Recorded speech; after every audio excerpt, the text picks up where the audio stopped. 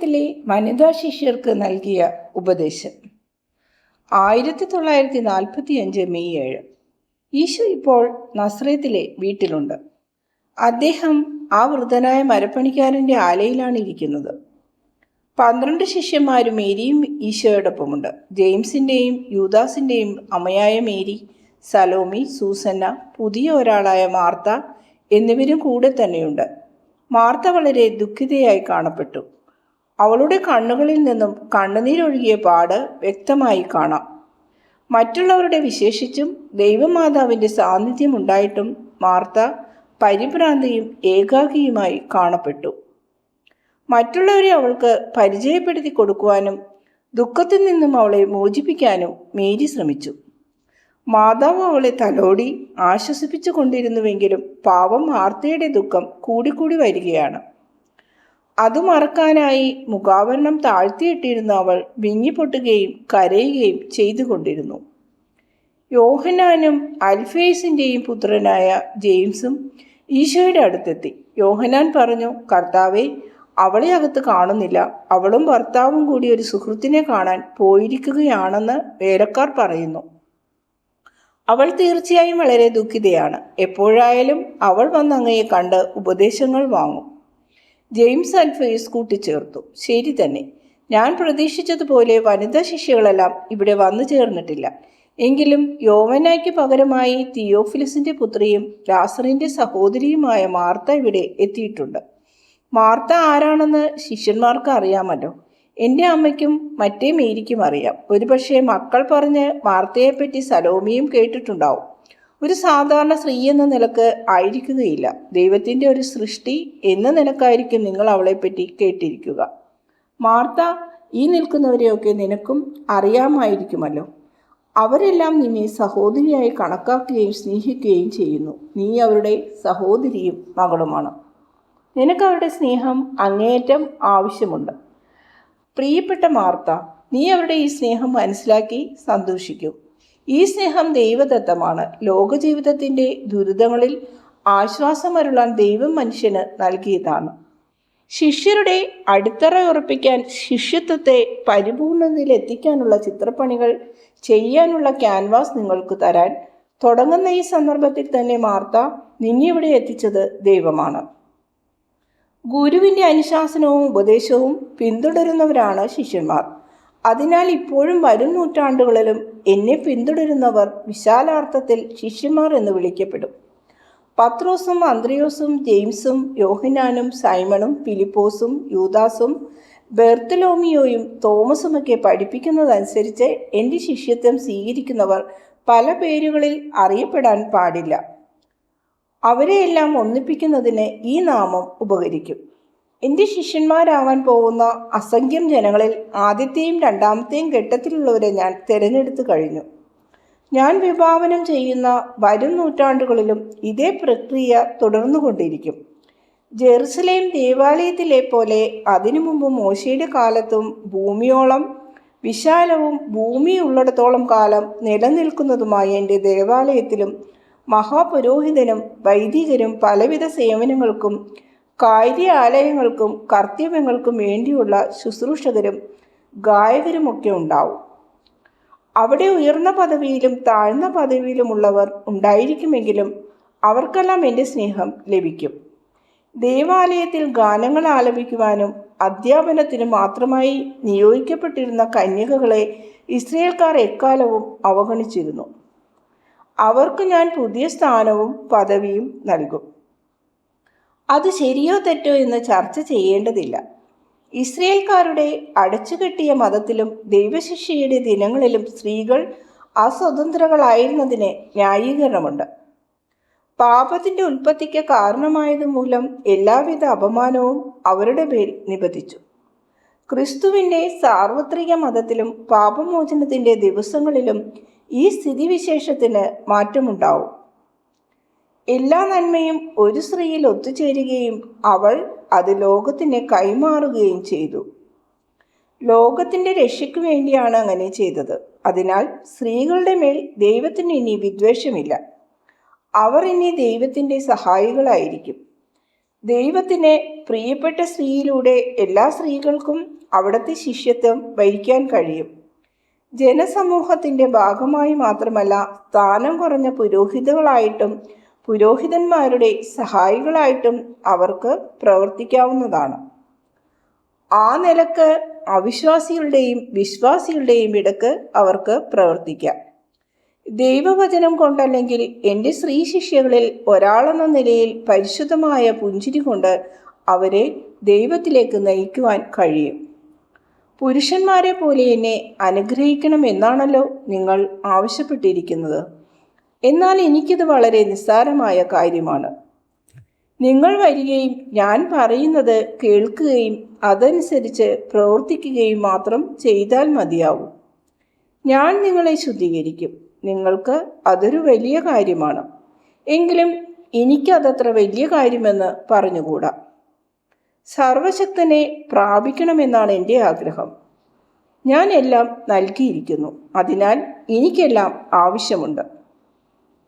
പിന്നെ ഒന്നുകൂടി പറയാനുണ്ട്. ഞാൻ മാത്രമല്ല, ഈ ലോകവും നിലനിൽക്കുന്നുണ്ട്. ഈ ലോകം ഭീകരമായ ഒന്നാണ്. ഇവിടെ വിശുദ്ധി വർദ്ധിച്ചു വരണം, ധാരാളമായി, അതിരില്ലാതെ, സംഖ്യയിലും ശക്തിയിലും വളരണം. ദൈവമക്കൾ എണ്ണമില്ലാതെ പെരുകണം. ഇപ്പോഴൊക്കെ വലിയ തിന്മകൾ മാറണം. തിന്മയുടെ സാർവത്രികതയും ശക്തിയും കൊണ്ട് ഈ ലോകം തിന്മ നിറഞ്ഞതായിരിക്കുന്നു. ലോകത്തിൻ്റെ എല്ലാ തിന്മകളും ഇനി ദൈവമക്കൾക്ക് ബാധകമായിരിക്കുകയില്ല. അവ സാത്താൻ്റെ മക്കൾക്കുള്ളതാണ്. സർവോപരി പാപത്തെ സ്നേഹിക്കുന്നവരിൽ അതിൻ്റെ മൂലകാരണമായ വിദ്വേഷം ഏറ്റവും സജീവമായിരിക്കും.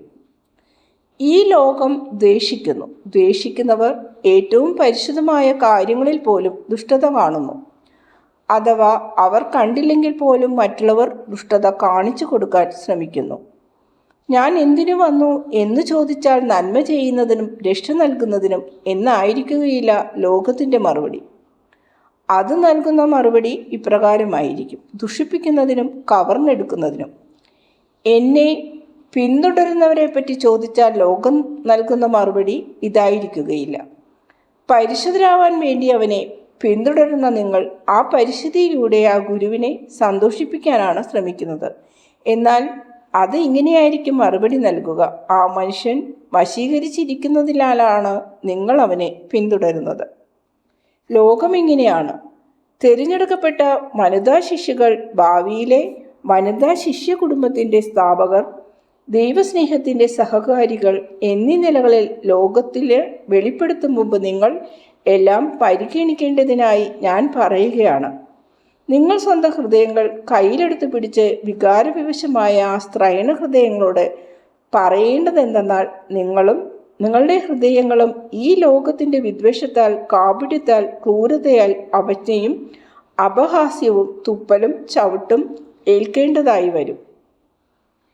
പീഡിപ്പിക്കപ്പെടുന്നവരുടെ നേരെ ശകാര വാക്കുകളോ ശാപമോ ഉരുവിടാതെ എല്ലാവിധ പീഡനങ്ങളും സഹിക്കുവാൻ തയ്യാറാണോ എന്ന് നിങ്ങൾ സ്വന്തം ഹൃദയത്തോട് ചോദിക്കുക.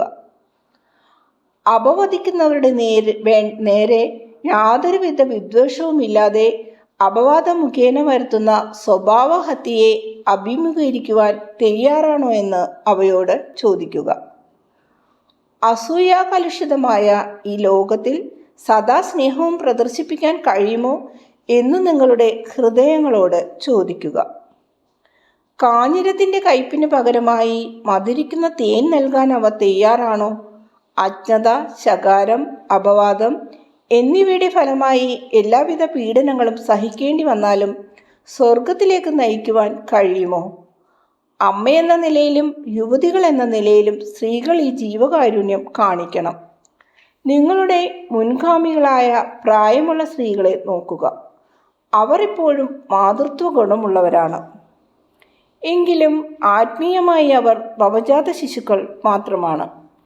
എന്നെ തന്നെ നൽകി ഞാൻ പ്രദാനം ചെയ്യാൻ ആഗ്രഹിക്കുന്ന വഴിയും ജീവനും സത്യവും വിവേകവും മനസ്സിലാക്കുവാനും പ്രാവർത്തികമാക്കുവാനും അവർ തയ്യാറാണ്. ജീവനും സത്യവും ദിവ്യമായ വിവേകവും ഞാനാണ്. നിങ്ങൾ ഇപ്രകാരം പറയുമെങ്കിൽ അതനുസരിച്ച് ഞാൻ നിങ്ങളെ സ്നേഹിക്കാം. എൻ്റെ കർത്താവേ, അങ്ങേക്ക് വേണ്ടി ഈ മുഴുവൻ ലോകത്തെയും വെല്ലുവിളിക്കുവാൻ എനിക്ക് ശക്തിയില്ല. വിവാഹം നടക്കും മുമ്പ് തൻ്റെ ജീവൻ എടുക്കുവാൻ ഒരു പെൺകുട്ടി ഇന്നലെ എന്നോട് ആവശ്യപ്പെട്ടു.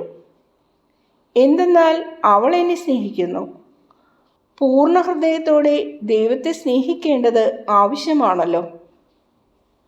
തന്നെ തന്നെ സമർപ്പിച്ച് അത് പൂർത്തീകരിക്കാനാണ് അവൾ ആഗ്രഹിച്ചത്. അവളുടെ ആഗ്രഹം ഞാൻ സാധിച്ചു കൊടുക്കും. എന്നാൽ ആ സമയം ഞാൻ അവളിൽ നിന്നും മറച്ചു വച്ചിരിക്കുകയാണ്. അവളുടെ ആത്മാവ്, അതിലുമധികം ശരീരം ഭയചകിതമാവാതിരിക്കാൻ വേണ്ടിയാണത്. ഒരു പൂവിൻ്റെ ഇതൾ കൂമ്പും പോലെയായിരിക്കും അവളുടെ മരണം. അടുത്ത ദിവസം വിരിയുമെന്ന പ്രതീക്ഷയോടാണ് അത് കൂമ്പുന്നത്. എന്നാൽ വീണ്ടും ഒരിക്കലും അത് വിരിയുകയില്ല. കാരണം രാത്രി അതിൻ്റെ ജീവൻ കവർന്നെടുത്തു കഴിഞ്ഞു. എന്നാൽ അവളുടെ ആഗ്രഹം പോലെ ഞാൻ അവളെ പുനർജീവിപ്പിക്കും. എൻ്റെ മരണത്തിന് ഏതാനും നാൾ മുമ്പായിരിക്കും ഞാനത് ചെയ്യുക. അങ്ങനെ എൻ്റെ ആദ്യ കന്യകയെ പാതാളത്തിൽ നിന്നും ഞാൻ രക്ഷിക്കും. എൻ്റെ മരണശേഷം താമസവിന എനിക്ക് അവളെ കാണാൻ കഴിയും. കരയരുത്, ഞാൻ രക്ഷകനാണ്.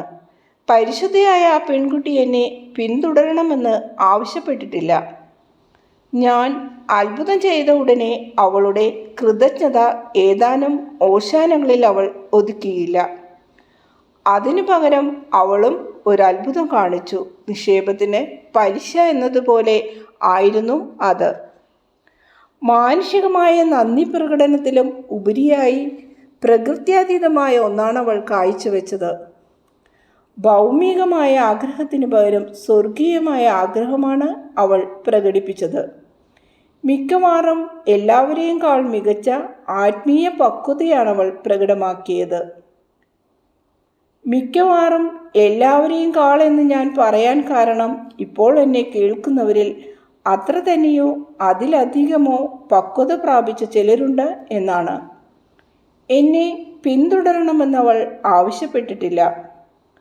ഒരു പെൺകുട്ടി എന്ന നിലയിൽ നിന്നും ഗൃഹാന്തർഭാഗത്ത് രഹസ്യമായിരുന്ന് ഒരു മാലാഖയുടെ നിലയിലേക്ക് മാറണമെന്നും അവൾ ആവശ്യപ്പെട്ടില്ല. എന്നാൽ എൻ്റെ പിതാവിനാൽ അനുഗ്രഹിക്കപ്പെട്ട ഇത്തരം സൃഷ്ടികളെ എനിക്ക് ലൗകികമായ നിരാശയുണ്ടാവുന്ന സമയങ്ങളിൽ ഞാൻ വിളിച്ചു വരുത്തും. എനിക്ക് അവളോട് അത്രയധികം സ്നേഹമുണ്ട്. ഈ ലോകത്തിന് എന്നെ വേണ്ടാതെ വരുമ്പോൾ എൻ്റെ കണ്ണുനീരും വിയർപ്പും തുടച്ചു മാറ്റുന്നതിന് സ്നേഹത്തിൻ്റെയും പരിശുദ്ധിയുടെയും ഇത്തരം പുഷ്പങ്ങളെ എൻ്റെ പിതാവ് ഉപയോഗപ്പെടുത്തുന്നു. നിങ്ങൾക്ക് ആഗ്രഹമുണ്ടെങ്കിൽ തിരഞ്ഞെടുക്കപ്പെട്ട സ്ത്രീ ശിഷ്യകളായി തുടരുവാൻ നിങ്ങൾക്ക് ആഗ്രഹമുണ്ടെങ്കിൽ നിങ്ങൾ ചെയ്യേണ്ട ജോലി ഞാൻ പറഞ്ഞു തരാം. അത് നിങ്ങളുടെ സാന്നിധ്യത്തെയും തിരഞ്ഞെടുപ്പിനെയും സാധൂകരിക്കും. എൻ്റെയും വിശുദ്ധന്മാരുടെയും പിതാവായ ദൈവത്തിൻ്റെയും സന്നിധിയിലേക്കാണല്ലോ നിങ്ങൾ തിരഞ്ഞെടുക്കപ്പെട്ടിരിക്കുന്നത്. നിങ്ങൾക്ക് നിങ്ങളുടെ സഹജീവികളുടെയും ദൈവത്തിൻ്റെയും ശുശ്രൂഷകരുടെയും ഇടയിൽ ഒരുപാട് കാര്യങ്ങൾ ചെയ്യുവാൻ കഴിയും.